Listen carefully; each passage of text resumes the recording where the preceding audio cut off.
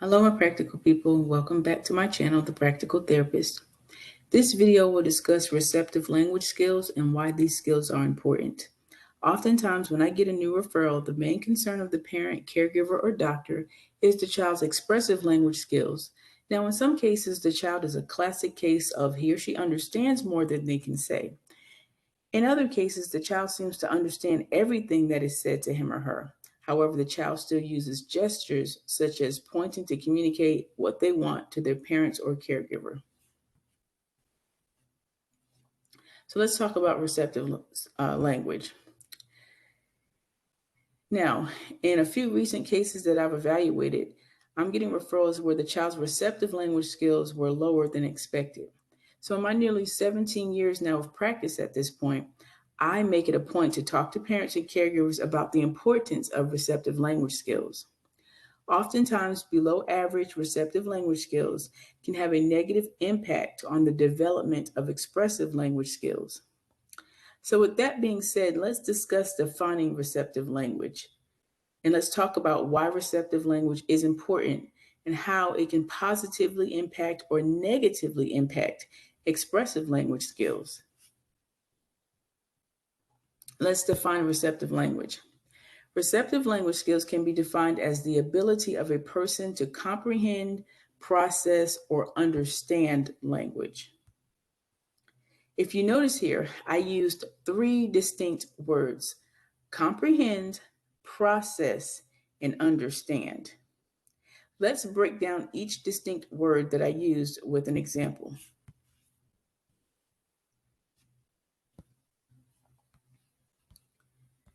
Okay, so an example of a child's ability to comprehend language would or could look like the following: showing your child a book about farm animals and then asking him or her to point to the cow on a page in the book.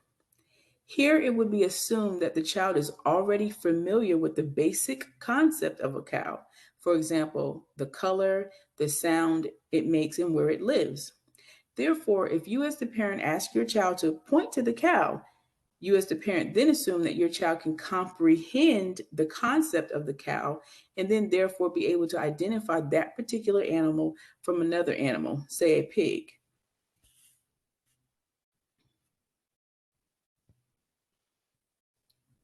Let's look at the next one.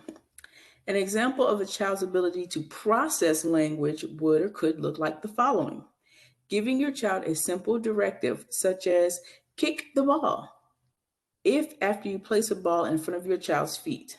Now, with this directive in mind, keep with this directive in mind, a few things would have to already be in place. So let me say that again. So, putting this directive in mind, keep in mind that a few things would already need to be in place. First, your child would need the gross motor ability to kick the ball, and your child would also need to comprehend the basic concept of what a ball is and how it is used. Another point to keep in mind, going back to assuming that your child knows how to properly play with the ball, would be prior knowledge and or experience. So if your child has previously kicked a ball or watched you or someone else kick a ball, when you give that directive, you would assume that your child will follow through and kick the ball based upon his or her ability to process what has been said to them.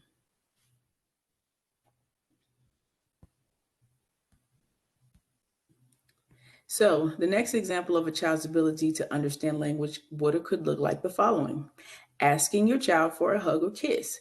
Now, with this scenario, keep the following in mind. Here also, your child would need to have prior knowledge and experience with hugs and kisses to be able to understand what a hug is or what a kiss is, and then associate those words with the corresponding actions.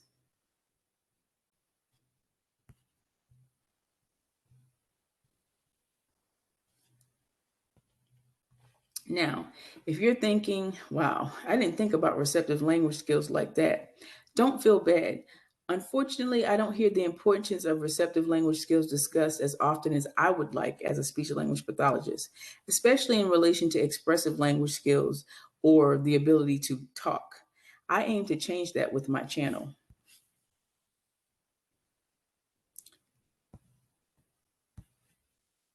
So, here's some examples of what I'm doing to personally change this discussion and conversation with people that I come in contact with. Oftentimes, I give parents pointers on how they can improve their child's receptive language skills, which often equate to improving their child's receptive vocabulary skills. Now, how many times as a parent have you told your child to get that or give me that? Although words like that are good for giving a directive, it doesn't, and let me say this again, it doesn't or does not lend itself to helping your child develop more robust receptive language skills. So, an example of replacing the word that could look like this could be get your cup or get the truck. By replacing the word that with cup or truck, you are exposing your child to the actual word that is associated with a particular item. In turn, the more child hears a particular word associated with a particular item compared to a more vague term such as this or that, the more opportunities the child has to hear the word in its proper context. The eventual goal then is to offer the child and expose the child to words that he or she can, here are my three words again, comprehend, process, and understand, which can in turn be used expressively when the child attempts to verbally communicate with parents, caregivers, and peers.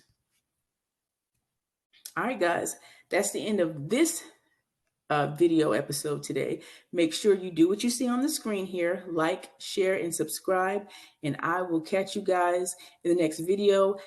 And be sure to check out my channel this weekend.